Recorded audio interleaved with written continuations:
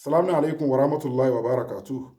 Ètò tí a ní ká kọ́ra wa lónìí, òun náà ni pé ẹni tó bá ní àjọṣepọ̀ lójú oorun, àbí ẹni tó ń jẹun lójú oorun, àbí ẹni tí ó ń fara kó okùn aláǹtakùn, forí kó okùn aláǹtakùn. Àwọn nǹkan mẹ́ta yìí tó bá ń ṣèyàn, àmúbọ́ ló máa ń fà kí ń jẹ́ kíyàn tẹ́gbẹ́ ni. Àmọ́ lónìí, ẹni tó ń lájọṣepọ̀ lójú oorun mo fẹ́ treat. Nǹkan tó ń fa àjọṣepọ̀ lójú oorun, ó ń wá látọ̀dọ̀ àlìjọ̀nnú burúkú kan tá ń pè ní Jinnul Ashik, the lustful demon lover. Àlìjọ̀nnú ìfúnrara ẹ̀ ní rẹ́ẹ̀mù àwọn àlìjọ̀nnú ní wọ́ọ̀dù ọ̀sìn wọ́ọ̀dù àwọn àlìjọ̀nnú ń bẹ. Àlìjọ̀nnú ìfúnrara ẹ̀ babaláwo oníṣègùn ni. Ẹ rí i pé láti kọ́ńkà ẹni tó ń lájọṣepọ̀ lójú oorun kì í easy. A lo ilé ajá, a lo ilé ajá, a lo ilé ajá. Màá kọ́ yín létò ẹ̀ tó ráwọn èèyàn tí wọ́n bá lágbára láti lè ra product wa. Wọ́n ní ká máa try ká máa pieces ẹ̀ sí wẹ́wẹ́ àwọn nǹkan tí product wa tó lè ṣe tọ́lọ̀ ní kó lè ṣe. Ẹ̀dẹ̀ rántí pé Ọlọ́run bá jẹ́ ká mọ̀ pé kó lè dá ilẹ̀ àhúdẹ̀wáhù fálítẹ́tìlìbù dẹ̀wáhù lè dá yíkùn falátẹ́tìlìbù bí aram. Ọlọ́run ni mi ń dá ìsàn kan kí n má fi ìwòsàn ẹ̀ tílẹ̀gbẹ́. Ẹ ti understand? Àmọ́ o mi ń fi ìwòsàn yín síbi nǹkan tí mo ti ṣe léèwọ̀ fún yín. Ẹ̀dẹ̀ jẹ́ ká mọ̀ pé innal izzata lillahi jami'an, gbogbo agbára pátápátá Ọlọ́run ọba ló ní o. Àwọn ẹ̀kọ́ tèmi lọ kọ́ láti India ní China ní Asia continent àti èyí tí mo kọ́ ní Arab, iṣẹ́ ta dẹ̀ tún bá ń lé ta lajú sí tí wọ́n fẹsẹ̀ wá sójú ọ̀nà ẹ̀ ní ká tó wá ẹ̀kọ́ yẹn káàkiri. So èmi ò ní tàn yín, ṣẹ́rí tẹ́ bá gẹ́ẹ̀tì all in one by Sheikh Afagba natural apps, egbòogi láti India láti China ní Arab country, prophetic medicine wà ń bẹ̀. À ń ṣe promo ẹ̀ lọ́wọ́ báyìí ní Nàìjíríà at rate of 15,000 naira. Àìsàn ọlọ́jọ́ pípẹ́ ni, ó lọ́wọ́ ayé nú ni, ó lẹ́sẹ̀ ayé nú ni, mi kí n rórun sùn ni, mò ń lálàkàlà ni, mò ń jẹun lójú oorun ni, mò ń lájọṣepọ̀ lójú oorun ni, mò ń fara kó okùn aláǹtakùn ni. Evil and physical problem. Ẹ gbìyànjú kẹ́ get all in one by Sheikh Afagba natural apps. Ó ń wò more than 300 àìsàn. Bẹ́ẹ̀ náà ló dẹ̀ ń ṣiṣẹ́ fún evil.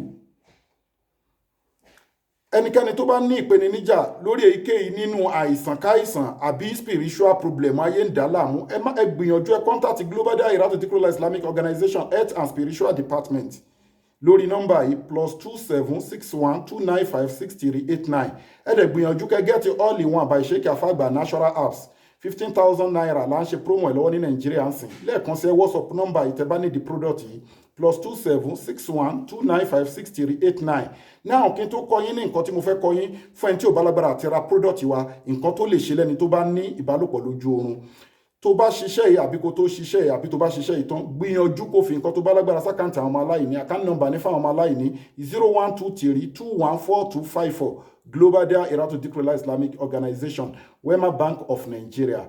Dẹ̀ gbìyànjú máa wẹ̀ tójò bá ti ń rọ̀, máa wẹ̀ nínú òjò. Oògùn ìbálòpọ̀ lójú oorun ni, máa fọkàn gbàdúrà kó wẹ̀ nínú òjò. Oògùn ìbálòpọ̀ lójú oorun ni. Tí yẹn bá wá fẹ́ le jù, kì í ṣe gbogbo ìgbà la máa ń wà ní rain season. Get omi beach. Omi beach yẹn, omi beach. Tó bá ti get omi òkun, bù sínú bucket, bù sí sọ̀tì sínú ẹ̀, ká Ayatul Kursi yù sí, bí sínú láì kó fi wẹ̀ kó fi ṣanra lálẹ́ láwọlé sùn àbí dídájí. Àbí kó get ordinary omi, kó recite Ayatul Kursi yù oye kóye tó bá lè kà sí, kó wá táò sí, kó mú, kó tún máa ṣe bẹ́ẹ̀ kó máa fi omi ṣanra bí sínú láì tààlà. Ọlọ́run á yọ ẹ́ lọ́wọ́ ogun Jinnul Ashik, the lustful demon lover jinn, tí kì í jẹ́ kíyàn ṣe kíni o, tí kì í jẹ́ kíyàn rí àṣeyọrí ṣe nínú ayé. Àlá lójú oorun pé ká máa ní ìbálòpọ̀ lójú oorun, ìkódé ó máa ń fa, ó máa ń boyún jẹ́ lára obìnrin, kì í jẹ́ kóbìnrin tún tètè lóyún. Kéèsì ọ̀tọ̀ ni á dẹ̀ máa lo ètò àgbo, á máa làgún, á máa lo oríṣiríṣi. Kò dẹ̀ ní mọ̀ pé àlìjọ̀nnú kan ti fall in love pẹ̀lú ohun tó ń dá láàmú tí Yorùbá ń pè ní ọkọ ọ̀run.